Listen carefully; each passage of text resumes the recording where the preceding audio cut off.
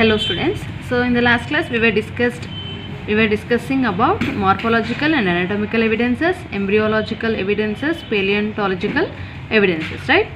Now we'll see about the biogeographical evidences. So life అనేది ఎలా evolve అయింది, changes జరుగుతూ లోవర్ ఆర్గానిజమ్స్ నుంచి హయ్యర్ ఆర్గానిజమ్స్ రావడం జరిగింది. సో వాటి కోసం ఎవిడెన్సెస్ చూస్తున్నాం. సో ఎంబ్రియాలజికల్ అంటే ఎంబ్రియో వైజ్గా చూసుకుంటే అన్నీ సేమ్ ఉంటాయి, మనం గుర్తించలేం. ఏ అంటే డాగ్ది కానీ అండ్ హ్యూమన్ది కానీ క్యాట్ది కానీ ర్యాట్ది కానీ వీటన్నీ ఎంబ్రియోస్ సేమ్ ఉంటాయి. సో అంటే ఏంటి, ఈ ఆర్గానిజమ్స్ అన్నీ ఏదో ఒక స్టేజ్లో సేమ్ క్యారెక్టర్స్ని చూపిస్తున్నాయి. సో ఒకదాని నుంచి ఒకటి ఎవాల్వ్ అయ్యింది అనేటానికి ఇది ఒక సూచిక లాగా, ఒక ఎవిడెన్స్ లాగా మనం తీసుకోవచ్చు అనమాట. సో అలా సైంటిస్టులు అందరూ ఎక్స్పెరిమెంట్స్ అని డిఫరెంట్ ఎక్స్పెరిమెంట్స్ వాళ్ళ పాయింట్ ఆఫ్ వ్యూలో స్టడీస్ చేసి ఎవిడెన్సెస్ని చెప్పడం జరిగింది. సో అలా first three we have completed. Now we'll start with biogeographical evidences, then physiological and biochemical evidences. So biogeographical evidences, if you see Darwin finches. So ఈ Darwin ఏం చేశాడంటే బర్డ్స్లో experiment చేశాడు. అతను అంటే voyage when is on voyage, like ship పైన వెళ్తూ అంటే దేశ సంచారం చేస్తూ ఉంటారు కదా. సో అలా షిప్ పైన ఒక దగ్గర నుంచి ఇంకో దగ్గరికి వెళ్తున్నప్పుడు ఆ షిప్ పేరు ఏంటి అంటే హెచ్ఎంఎస్ బేగర్ అనేటువంటి షిప్ పైన అతను ప్రయాణం చేస్తుండగా అతని బర్డ్స్ని అబ్జర్వ్ చేశాడనమాట. బర్డ్స్ అంటే డార్విన్, అందుకే వాటికి పేరు ఇచ్చాడంటే డార్విన్స్ ఫించెస్ అని పేర్లు ఇచ్చాడు. So small sized black birds are found that is in Galapagos islands on west coast of South America. So 20 varieties of different varieties he observe, 20 వెరైటీస్ని అబ్జర్వ్ చేశాడు. అవి సైజ్లో, బీక్ షేప్లో, అలాగే due to different food habits. So అలా 20 వెరైటీల బర్డ్స్ని చూశాడనమాట. ఏంటి, ఏ బర్డ్స్ని చూశాడు? Small sized black birds which are found in Galapagos islands on west coast of South America. ఈ గెలాపాగస్ ఐలాండ్స్ ఎక్కడున్నాయి? సౌత్ అమెరికాలో వెస్ట్ కోస్ట్ సైడ్లో ఉంటాయన్నమాట. సో అతను ఏమేమి అబ్జర్వ్ చేశాడు? అవి తినే ఫుడ్ని బట్టి ఆ బీక్ సైజులో కానీ బీక్ షేప్లో కానీ వాటి బాడీ సైజ్లో కానీ డిఫరెన్స్ అనేది ఉంది. సో వాటిని బట్టి 20 వెరైటీస్ ఆఫ్ బర్డ్స్ అనేవి చూశాడు, అబ్జర్వ్ చేశాడు అనమాట. సో అది అతను డార్విన్ ఫించెస్ కింద వాటిని డిస్క్రైబ్ చేశాడు. ఓకే, అలాగే డాక్టర్ డేవిడ్ ల్యాక్ అతను ఏం చేశాడు? 20 varieties evolved from grain eating varieties. So గ్రెయిన్స్ని తినేటువంటి బర్డ్స్లోనే మళ్ళీ 20 వెరైటీస్ అనేవి ఉన్నాయి. సో మనం చూసేటువంటి బర్డ్లోనే డిఫరెంట్ అందులోనే కొంచెం చేంజెస్ ఉంటూ అలా డిఫరెంట్ వెరైటీస్ అనేవి ఉంటాయి అని అతను అంటే ప్లేసెస్ని బట్టి కూడా వెరైటీస్ అనేవి చేంజ్ అవుతాయి అని చెప్పేసి అబ్జర్వ్ చేశారు.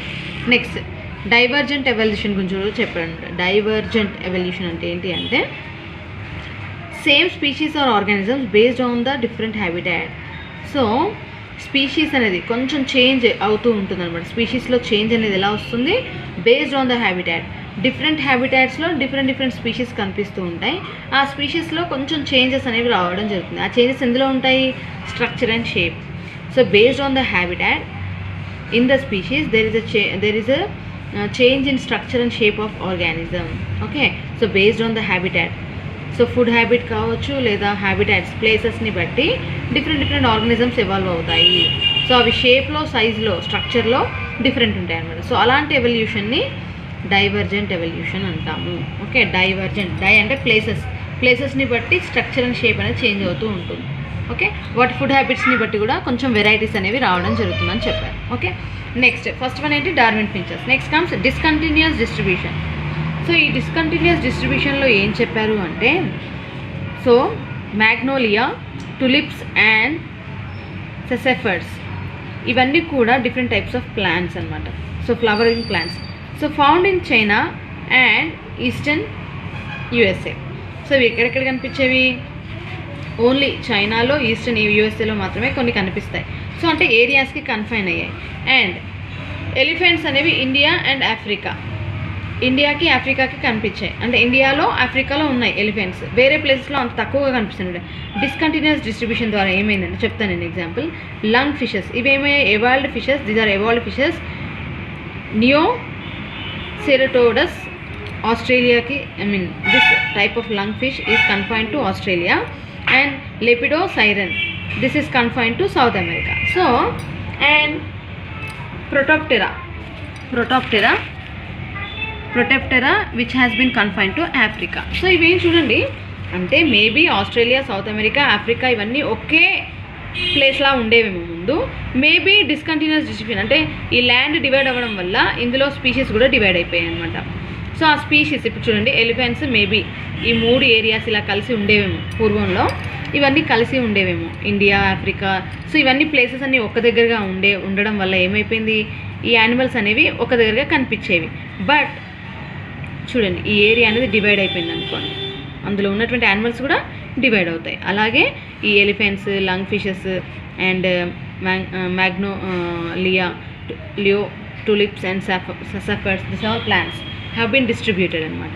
సో ప్లేస్ అనేది డిస్టర్బ్ అవుతాయి, హ్యాబిటాట్ డిస్టర్బ్ అవుతాయి, వాటిలో ఉన్నటువంటి స్పీషీస్ కూడా ఆ ఏరియాలో డిస్ట్రిబ్యూట్ అవుతాయి అన్నమాట. ఓకే, సో అలా చూడండి ప్లేస్ అనేది డివైడ్ అయింది. డివైడ్ అవ్వడం వల్ల ఇందులో ఉన్నటువంటి స్పీషీస్ కూడా ఆ ప్లేస్లోకి వెళ్ళడం జరిగింది. సో ఇవి 3 కలిసి ఉన్నాయి కాబట్టి ఈ ఏరియాలో మాత్రమే మనకు ఆ యానిమల్స్ కనిపిస్తాయి. సో చూడండి, మేబీ ఇండియా అండ్ ఆఫ్రికా ఒకనొక టైంలో కలిసి ఉండేదేమో, ఆ ఏరియా అంతా కూడా ఒక దగ్గరికే అయ్యి ఉండేదేమో. సో ఇప్పుడు డివైడ్ అయిపోయాయి. సో ఈ యానిమల్స్ ఎలిఫెంట్స్ అనేవి ఇండియాకి, ఆఫ్రికాకి కన్ఫైన్ అయిపోయాయి, అంటే వాటికి మాత్రమే పరిమితం అయిపోయాయి. సో అలాగే ఈ లంగ్ ఫిషెస్ వచ్చేసి ఆస్ట్రేలియా, సౌత్ అమెరికా అండ్ ఆఫ్రికాకి డిస్ట్రిబ్యూట్ అయ్యాయి అనమాట. అంటే ల్యాండ్ డివైడ్ అవ్వడం వల్ల యానిమల్స్ స్పీషీస్ కూడా డివైడ్ అవ్వడం జరిగింది అని చెప్పడం జరిగింది. సో దీన్ని డిస్కంటిన్యూస్ డిస్ట్రిబ్యూషన్ అంటారు. Next restricted distribution. So restricted distribution ఏంటి అంటే ఓన్లీ ఒక ఏరియాకే ఉండడం, ఒక ఏరియాలోనే ఉండడం. So marsupial mammals are egg laying మ్యామల్స్ని మార్సిపియల్స్ అంటాం. సో ఇవన్నీ కూడా ఆస్ట్రేలియాకి కన్ఫైన్ అయ్యాయి అనమాట.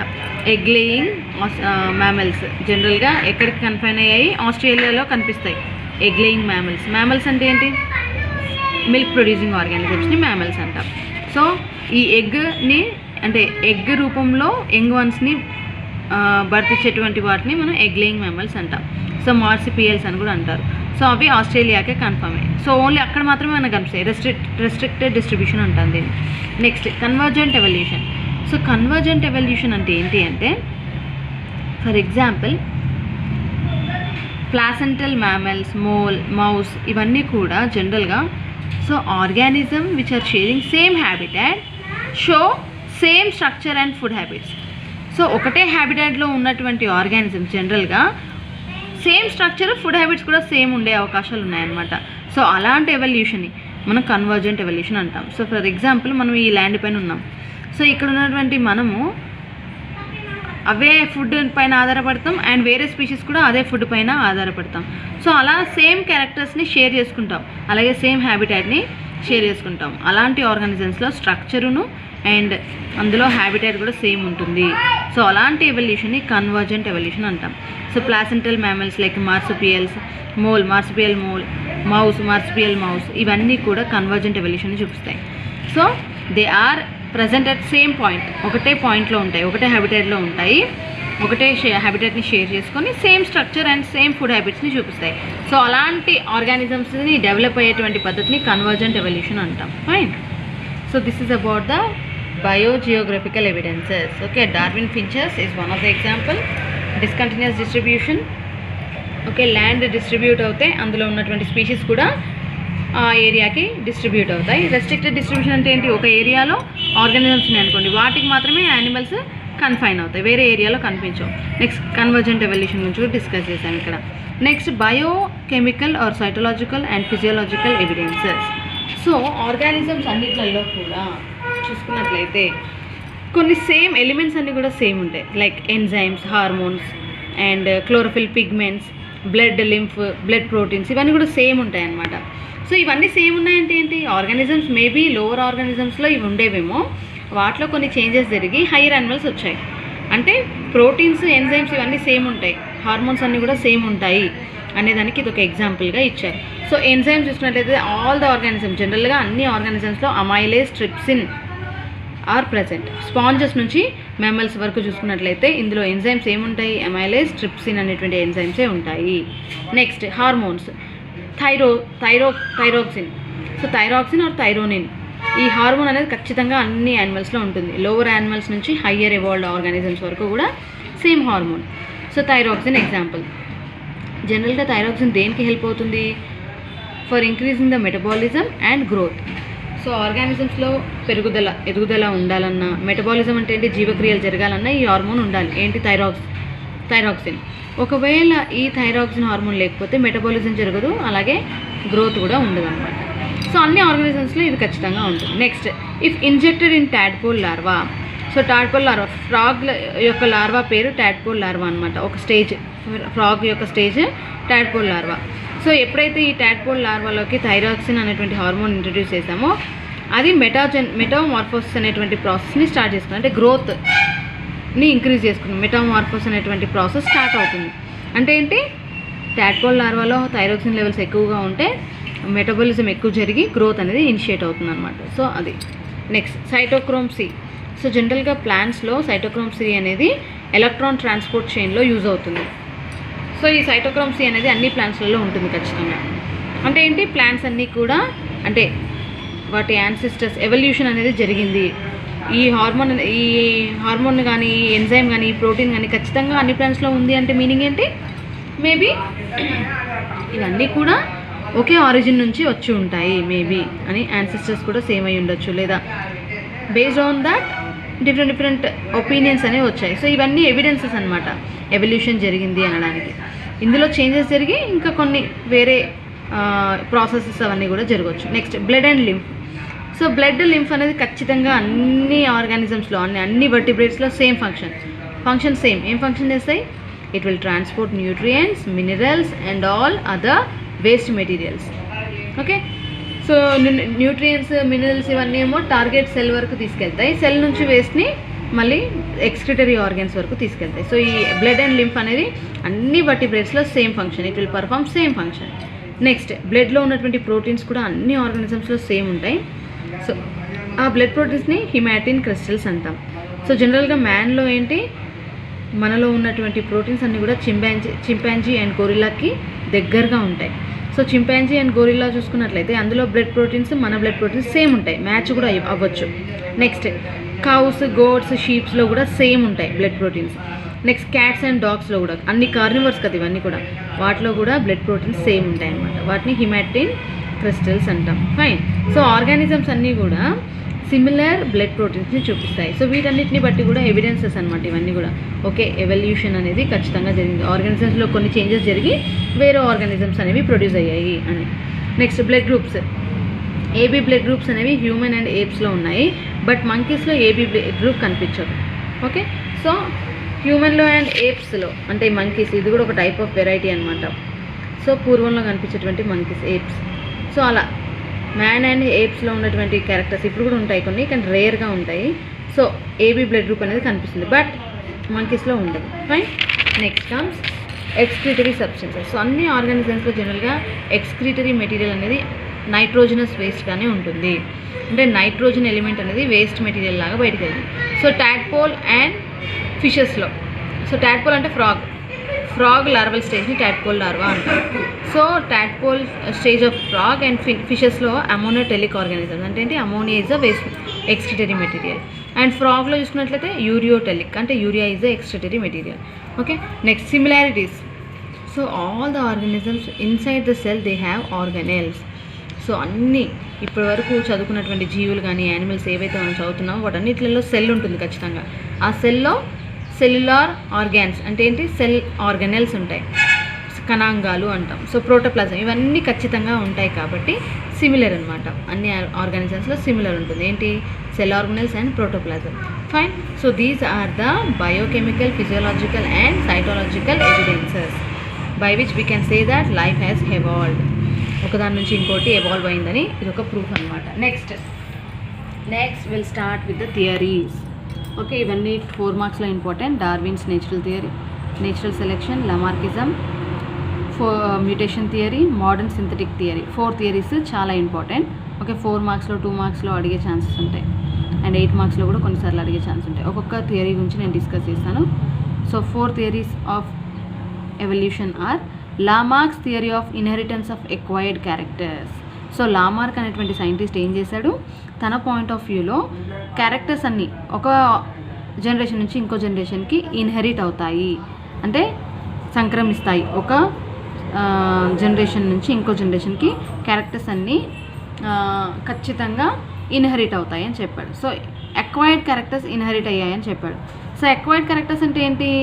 డ్యూరింగ్ ద లైఫ్ టైం వచ్చేటువంటి క్యారెక్టర్స్ని అక్వైర్డ్ క్యారెక్టర్స్ అంటాం. సో జనరల్గా మనము ఈ పుట్టుకతో వచ్చేటువంటి క్యారెక్టర్స్ అనేవి నెక్స్ట్ జనరేషన్కి వెళ్తాయి, ఓకే. బట్ లైఫ్ టైంలో వచ్చేటువంటి క్యారెక్టర్స్ జనరల్గా ఇన్హెరిట్ అవ్వవు. సో అది తర్వాత డిస్ప్రూవ్ అయింది.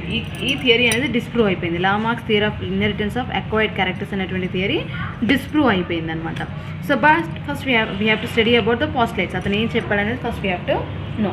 So will see by Jean Baptiste de Lamarck he gave Lamarckism theory. So అతను చెప్పినటువంటి ఇంపార్టెంట్ పోస్ట్లేట్స్ ఏంటి అంటే new needs, use or disuse. కొన్ని ఈ పాయింట్స్ గుర్తుపెట్టుకుంటే మీరు మొత్తం ఈ థియరీ గురించి రాయొచ్చు. New needs, use or disuse, inheritance of acquired characters and speciation.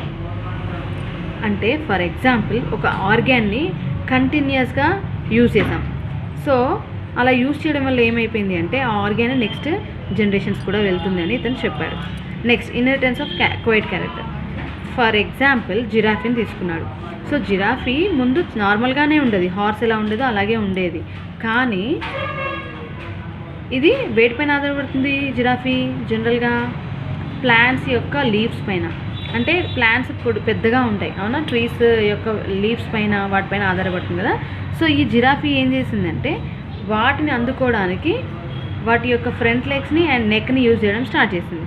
అలా యూజ్ చేయడం ద్వారా జిరాఫీలో నెక్ అండ్ ఫ్రంట్ లెగ్స్ అనేవి, ఫ్రంట్ లింబ్స్ అనేవి లెంత్లో పెరిగాయి, పొడుగ్గా మారాయి అని చెప్పేసి ఇతను చెప్పడం జరిగింది. ఊరికే వాటిని వాడడం వల్ల న్యూ నీడ్స్ అనమాట. సో ఊరికే చెట్లను అందుకోవడానికి ఆ మెడని కాళ్ళని ముందు కాళ్ళని వాడడం ద్వారా జిరాఫీ యొక్క ముందు కాళ్ళు మెడ అనేది పొడుగ్గా లాంగ్గా నెక్ అనేది ఫామ్ అయింది అని చెప్పాడు. సో ఈ కంటిన్యూస్గా ఈ నెక్ని యూజ్ చేయడం ద్వారా ఈ క్యారెక్టర్ నెక్స్ట్ జనరేషన్కి వెళ్తుందని చెప్పారు. నెక్స్ట్ అక్వైర్డ్ క్యారెక్టర్ కదా. ఇప్పుడు అక్వైర్డ్ ఇతని పాయింట్ ఆఫ్ వ్యూలో ఇది అక్వైర్డ్ క్యారెక్టర్ కింద గుర్తించి ఇది నెక్స్ట్ జనరేషన్కి వెళ్ళి ఒక కొత్త స్పీషీస్ అనేది ఏర్పడింది అని చెప్పడం జరిగింది. Fine. So this is Lamarckism postulates అనమాట. లామార్కిజం ఏం చెప్పాడు? జిరాఫీ నెక్ని కంటిన్యూస్గా యూజ్ చేయడం ద్వారా ఆ నెక్ అనేది పొడుగ్గా అయిపోయి ప్లాంట్స్ని అందుకోవడానికి వీలుగా ఏర్పడింది అని చెప్పాడు. ఈ క్యారెక్టర్ ఇది అక్వైర్డ్ క్యారెక్టర్. ఇప్పుడు ఈ క్యారెక్టర్ నెక్స్ట్ జనరేషన్కి వెళ్ళడం జరిగింది అని చెప్పాడు. సో అలా కొత్త స్పీషీస్ అనేవి ఏర్పడ్డాయి. స్పీషీస్ ఏర్పడేటువంటి పద్ధతిని స్పీసియేషన్ అంటాం. The process of formation of new species is called speciation. Okay, అలా కొత్త స్పీషీస్ ఏర్పడ్డాయని ఎవరు చెప్పారు? లామార్క్. సో అందుకనే ఇతని థియరీని Lamarck's theory of inheritance of acquired characters అన్నాం. సో అక్వైర్డ్ అంటే లైఫ్ టైంలో అక్వైర్ అయింది, వచ్చింది కాబట్టి అక్వైర్డ్ క్యారెక్టర్ అన్నాం. So examples in support. అతనికి సపోర్ట్గా ఎగ్జాంపుల్స్ ఏం తీసుకున్నాడు అంటే జిరాఫీ ఒకటి, లాంగ్ నెక్. నెక్స్ట్ స్నేక్లో పైథాన్లో ఏమవుతుందంటే పెల్విక్ గ్రిడిల్స్ అనేవి చాలా రెడ్యూస్డ్గా ఉంటాయన్నమాట.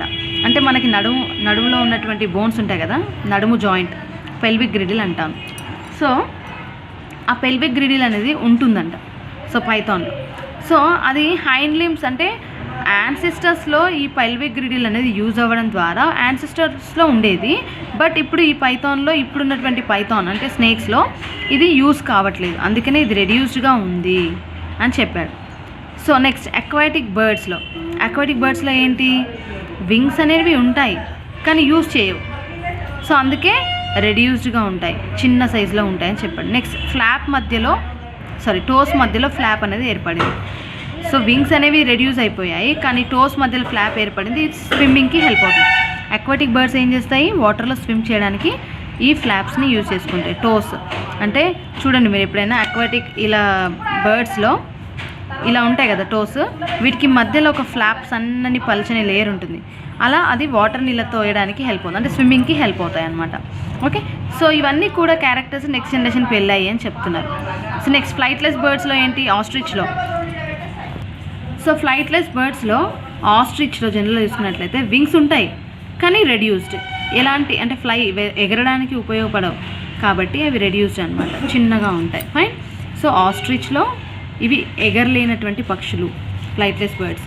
సో ఇందులో వింగ్స్ ఉంటాయి, రెక్కలు ఉంటాయి, కానీ అవి చాలా రెడ్యూస్డ్గా ఉంటాయి, చిన్నగా ఉంటాయి అండ్ ఎలాంటి పని చేయకుండా ఉంటాయి అన్నమాట. ఓకే, సో ఈ క్యారెక్టర్స్ అన్నీ ఎవరు చెప్పారు, ఇవి సపోర్ట్ కింద తీసుకున్నాడు ఎవరు, లామార్క్. కానీ కొన్ని క్రిటిసిజమ్స్ అనేవి రావడం జరిగింది. సో ఇతను చెప్పినవి అన్నీ కరెక్ట్ కాదు అని కొంతమంది సైంటిస్టులు వాళ్ళ పాయింట్ ఆఫ్ వ్యూలో చెప్పడం జరిగింది. సో ఇవన్నీ కూడా ఇతను ఎలా చెప్పాడు అంటే based on the study on comparison of fossils and living organisms, ఫాజిల్స్ని లివింగ్ ఆర్గానిజమ్స్ని కంపేర్ చేసుకొని చెప్పడం జరిగిందనమాట ఎవరు, లామార్కిజం.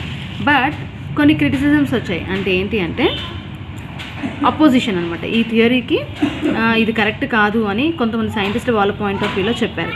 ఏంటి అంటే అగస్ స్పెసిమెన్ ఇతను ఏం చెప్పాడు అంటే he said that theory of continuity of germplasm. So ఇతను ఒక ఎక్స్పెరిమెంట్ చేశాడు. ఏం చేశాడు అంటే ర్యాట్స్ని వాటి యొక్క టేల్ని కట్ చేశాడు. ర్యాట్స్ టేల్ని కట్ చేసి అలా 20 జనరేషన్స్ వరకు మళ్ళీ పెంచడం స్టార్ట్ చేశాడు. టేల్ని కట్ చేస్తున్నాడు, మళ్ళీ పెంచుతున్నాడు. వాటి నుంచి వచ్చినటువంటి పిల్లల్ని మళ్ళీ టేల్ కట్ చేసి మళ్ళీ పెంచుతున్నాడు. అలా 20 జనరేషన్స్ వరకు కూడా అంటే చూడండి, లామార్క్ పద్ధతి ద్వారా ఏంటి, ఒక ఆర్గాన్ని యూజ్ చేయడం ద్వారా కొత్త స్పీషీస్ ఏర్పడుతుందని చెప్పాడు. లేదా యూజ్ చేయలేదనుకోండి, ఆ ఆర్గాన్ అనేది రెడ్యూస్ అయిపోయి కొత్త స్పీషీస్ ఏర్పడుతుందని చెప్పాడు.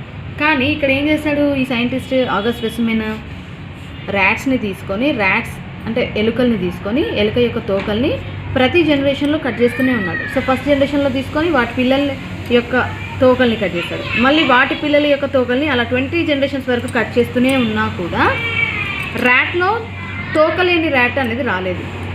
అంటే ఏంటి, length of tail, rat tail is same. So rat ఉంటుంది కదా, ర్యాట్ యొక్క ఈ టేల్ని కట్ చేస్తూనే ఉన్నాడు. ఎన్నిసార్లు కట్ చేసినా కూడా నెక్స్ట్ జనరేషన్కి ఖచ్చితంగా టేల్ వస్తుంది. అంటే ఇతను లామార్క్ చెప్పిన ప్రకారము ఏదైనా ఒక ఆర్గాన్ డిస్యూజ్ అవసరం లేకుండా కట్ చేసినప్పటికీ కూడా మళ్ళీ ఎందుకు వచ్చింది అంటే ఇతను చెప్పిన కాన్సెప్ట్ రాంగ్ అని ప్రూవ్ చేశారు అనమాట ఎవరు, అగస్ స్పెసిమెన్. ఫైన్. Next Paulson's experiment. ఇతను ఏం చేశాడంటే పాలాన్స్ ఎక్స్పెరిమెంట్. సో ఇతను ఏం చేశాడంటే డాగ్ని ఒక టైం సెట్ చేసుకొని డైలీ ఆ డాగ్కి బెల్ కొట్టి ఫుడ్ పెట్టడం స్టార్ట్ చేశాడు. సో ఆ డాగ్ ఏమైపోయింది, అలవాటు పడిపోయింది అనమాట. ఒక అలా 2-3 వీక్స్ చేశాడు. చేయడం ద్వారా ఆ డాగ్ ఏమైపోయింది, ట్రైన్ అయిపోయింది. ఓకే, బెల్ రాగానే నాకు ఫుడ్ వస్తుందని దానికి మెంటల్గా ఫిక్స్ అయిపోయింది. సో అలా ఫిక్స్ అయిన తర్వాత ఇది ఒక అక్వైర్డ్ క్యారెక్టర్. ఇప్పుడు ఏంటి, మనం అలవాటు చేసినటువంటి క్యారెక్టర్. సో ఈ మనం అలవాటు చేసినటువంటి క్యారెక్టర్ ఏంటి, డాగ్కి బెల్ కొట్టగానే ఫుడ్ పెట్టడం. సో ఇప్పుడు కొన్ని వీక్స్ తర్వాత ఇతను ఏం చేశాడంటే బెల్ కొట్టాడు కానీ ఫుడ్ పెట్టలేదు. సో డాగ్ అనేది వాటి నోట్లో నుంచి లాలాజలం, సలైవా అనేది రావడం జరిగింది. సో బెల్ కొట్టినప్పటికి కూడా ఫుడ్ ఇవ్వకపోయేసరికి అది అలవాటు అయిపోయింది దానికి ఫుడ్ పెట్టడం. బెల్ కొట్టగానే ఫుడ్ పెట్టడం అలవాటు అయిపోయింది. సో ఫుడ్ ఒకరోజు ఇవ్వకపోయేసరికి డాగ్ అనేది గ్యాస్ట్రిక్ జ్యూస్ అనేది సెక్రెట్ అవ్వడం ద్వారా నోటి నుంచి లాలాజలం రావడం స్టార్ట్ అయిపోయింది అనమాట. అంటే ఇది అక్వైర్డ్ క్యారెక్టర్, అలవాటు చేసినటువంటి క్యారెక్టర్. కానీ ఇది ఇన్హెరిట్ అవ్వలేదు, నెక్స్ట్ జనరేషన్లో ఇన్హెరిట్ అవ్వలేదు అనమాట. ఈ డాగ్స్ని ఇప్పుడు మళ్ళీ రిప్రొడ్యూస్ చేస్తే నెక్స్ట్ జనరేషన్లో ఈ క్యారెక్టర్ రాలేదు.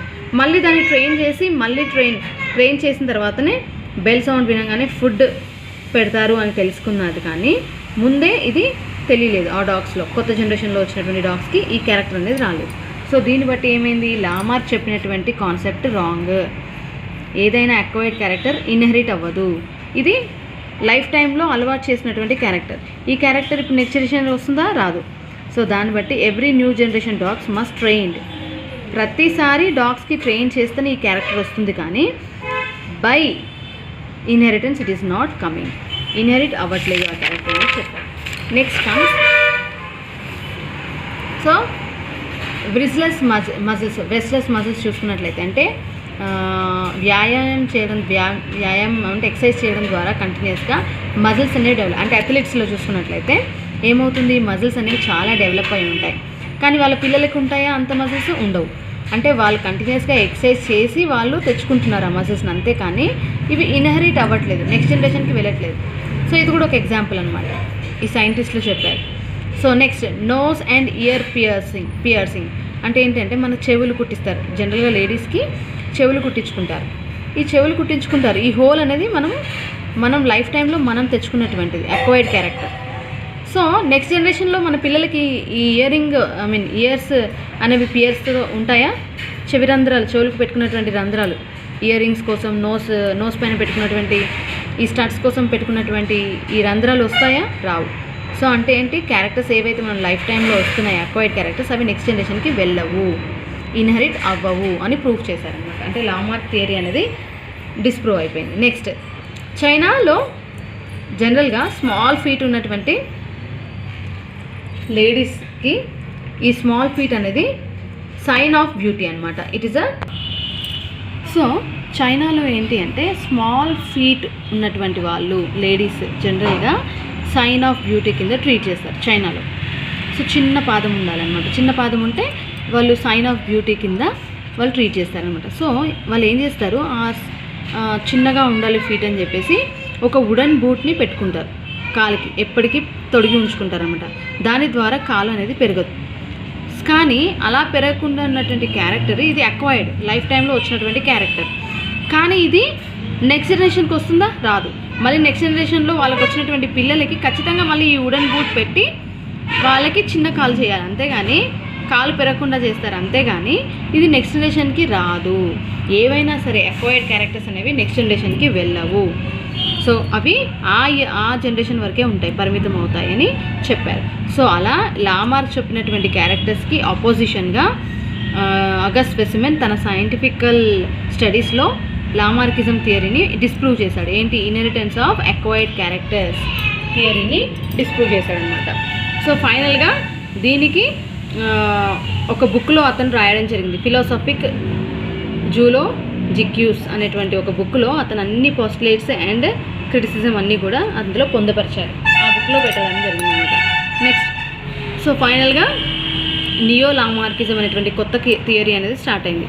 సో ఇందులో కొన్ని మార్పులు చేర్పులు చేసి ఈ లామార్కిజం థియరీకి కొంచెం వెలుగుని తెచ్చారనమాట. Okay, so Lamarckism in light of evolution by neo Lamarckism. ఫైనల్గా న్యూ థియరీ అనేది స్టార్ట్ అయింది, దాన్నే నియో లామార్కిజం అంటాం.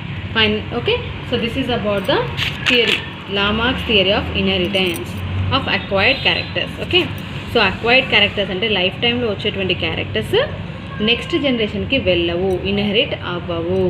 ఓకే, బట్ లామార్క్ ఏం చెప్పాడు, ఏవైతే లైఫ్ టైంలో వచ్చినటువంటి క్యారెక్టర్స్ ఉన్నాయో అవి నెక్స్ట్ జనరేషన్కి వెళ్తాయని చెప్పాడు. మేబీ అలాగే ఒక స్పీషీస్ ఏర్పడుతుంది అని చెప్పాడు, బట్ అది రాంగ్ అనమాట. అతను ఏ ఎగ్జాంపుల్ తీసుకున్నాడు, జిరాఫీ కంటిన్యూస్గా ఫుడ్ కోసము చెట్లని కొమ్మల్ని అందుకోవడానికి తన మెడ అనేది పెద్దగా పెంచుకుంది. సో ఈ క్యారెక్టర్ నెక్స్ట్ జనరేషన్కి వచ్చిందని చెప్పాడు, బట్ అతను జిరాఫీ మెడ పెద్దగానే ఉంటుంది, ముందు కాళ్ళు పొడుగ్గానే ఉంటాయి, కానీ అతను చెప్పినటువంటి కాన్సెప్ట్ రాంగ్ అనమాట. అది అక్వైర్డ్ క్యారెక్టర్ ద్వారా రాలేదు, అందులో ఒక జీన్ సంథింగ్ రెస్పాన్సిబుల్, దాని ద్వారా ఈ ముందు కాళ్ళు పొడుగ్గా అండ్ మెడ పొడుగ్గా వస్తుంది, అంతేగాని అది అలవర్చుకున్నటువంటి అలవాటు ద్వారా రాదు అని చెప్పడం జరిగిందనమాట. Okay, so this is about the first theory, that is Lamarck's theory of inheritance of acquired characters. Fine. Next class I'll discuss about Darwin's theory of natural selection. Okay. Thank you.